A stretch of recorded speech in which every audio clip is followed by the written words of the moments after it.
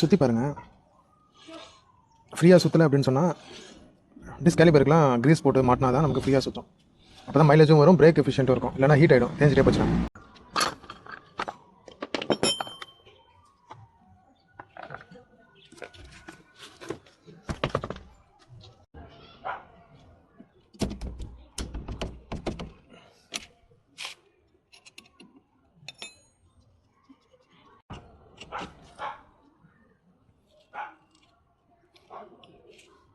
அவ்வளோதான், கேலிபர் வந்துடும் தனியாக.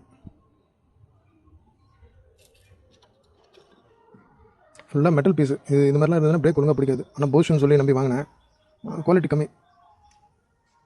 இது காப்பர் கண்டென்ட்டாக இருந்தால் தான் நமக்கு நல்லா பிரேக் நல்லா பிடிக்கும். இல்லைனா இது ஹீட் ஆகிட்டே தான் போகும், பிரேக் ஒன்றும் பெருசாக பிடிக்காது. நம்ம இங்கே தான் க்ரீஸ் போட்டு மாட்டணும்.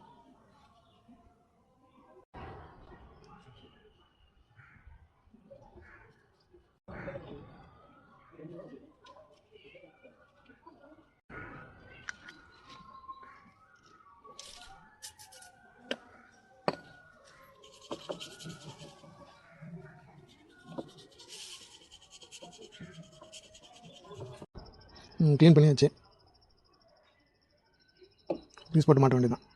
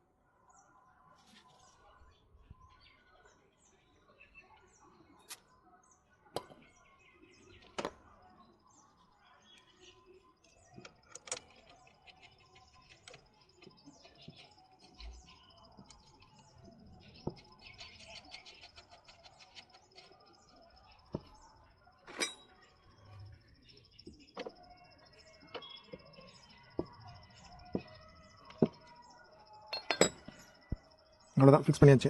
இப்போது வீலை மாட்டிட்டு ஃப்ரீ ப்ளே எப்படி இருக்குன்றது செக் பண்ணுவோம்.